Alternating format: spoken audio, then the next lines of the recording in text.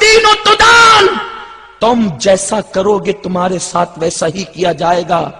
کسی کی بہن کو پارک میں لے جانے سے پہلے اپنی بہن کو یاد کر لینا، کسی کی بہن کو دھکا دینے سے پہلے اپنی بہن کو یاد کر لینا، کسی کی بیوی سے فون پر شہوانی گفتگو کرنے سے پہلے اپنی بیوی کی آبرو کو یاد کر لینا، کیونکہ یہ جملے میرے رسول کے ہیں، کما تدین و تدان، تم جیسا کرو گے تمہارے ساتھ ویسا ہی کیا جائے گا۔ دوسرے کی بہن کے ساتھ افیئر کرنے والے، تیری بہن بھی کبھی محفوظ نہ رہے گی۔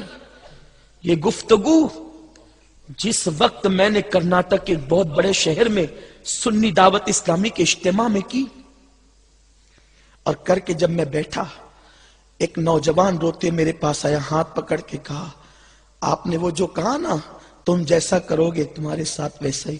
میں کہتا ہوں تم سچ کہتے ہو۔ ماڈرن لڑکا تھا، میں نے کہا میں نے تو پوری تقریر ہی سچی کی، آپ یہ کیوں کہہ رہے ہیں؟ تو کہا کہ بھائی صاحب، میں اپنے دوستوں کے ساتھ پکنک پر گیا ہوا تھا، اور ایک لاج میں، جو ہمارے شہر کی لاج ہے، جو پارک کے فلاں پارک کے قریب ہے، شہر کا نام اس لیے نہیں لے رہا ہوں کہ لوگ برا مان جاتے ہیں، کیونکہ تقریریں ہندوستان بھر میں جاتی ہے۔ اگر آپ کو ڈاؤٹ ہو تو میں شہر کا نام اور پورا ایڈریس آپ کو دے سکتا ہوں، لیکن مائک پر نہیں۔ پارک کے قریب لاج تھی، دوستوں نے مشورہ کیا چلو لاج میں چلتے ہیں۔ فلاں لاج کے اندر آرام کے ساتھ ساتھ لڑکیاں بھی ملتی ہے۔ جب وہاں پہنچے تو مینیجر سے کہا کہ کتنے وقت میں تم لڑکیاں فراہم کر سکتے ہو؟ بڑی معذرت کے ساتھ علماء سے معذرت چاہتا ہوں، لشکر جو لگاتا ہے وہ دشمن نہیں ہوتا، یہاں نہ کہوں تو پھر کہاں کہوں؟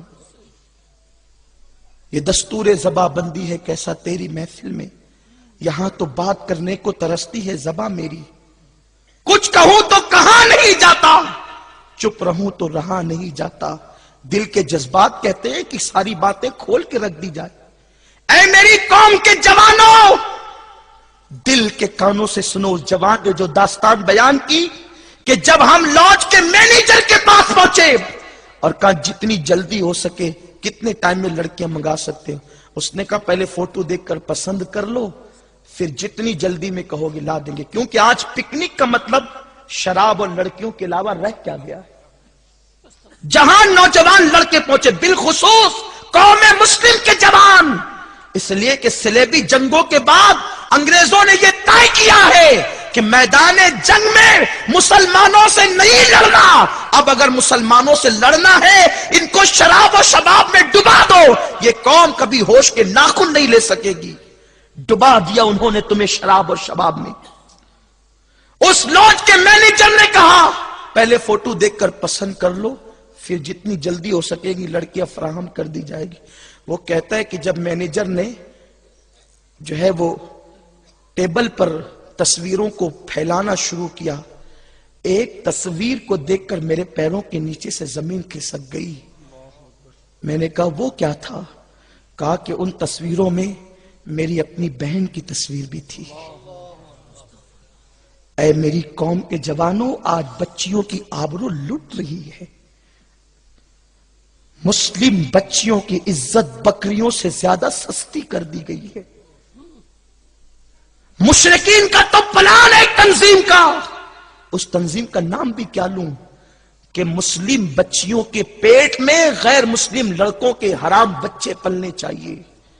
باضابطہ طور پر وہ اپنی قوم کے لڑکوں کو اسکول اور کالجز میں اس لیے بھیجتے ہیں تاکہ تمہاری بیٹیوں کے پیٹ میں ان کے بچے پلے۔ اور آج مسلم باپ اتنا بے غیرت ہو چکا ہے، بیٹی بے پردہ جائے، دوپٹے کو مفلر بنا لے، باپ کو کوئی فکر نہیں، بیٹی کی ڈگری سے مطلب ہے، لعنت ایسی ڈگری پر جو عزت کو فراخت کرنے کے بعد ملتی ہے۔ سنو، ہماری بیٹیوں کو ہم کسی ایسی لعنتی ڈگری دلانے کی عادی نہیں، ہماری بیٹی کو کنیز فاطمہ کی ڈگری مل جائے اتنا کافی ہے۔ میں یہ نہیں کہتا کہ بیٹیوں کو کالج نہ بھیجو، ضرور بھیجو، ان کو ڈگری ضرور دلواؤ، ہم منع نہیں کرتے، لیکن غیرت فاطمی کے ساتھ بھیجو۔ اور غیرت فاطمی کیا ہے؟ سیدہ دن میں 5 مرتبہ حکم دیا ہے ہم ہر نماز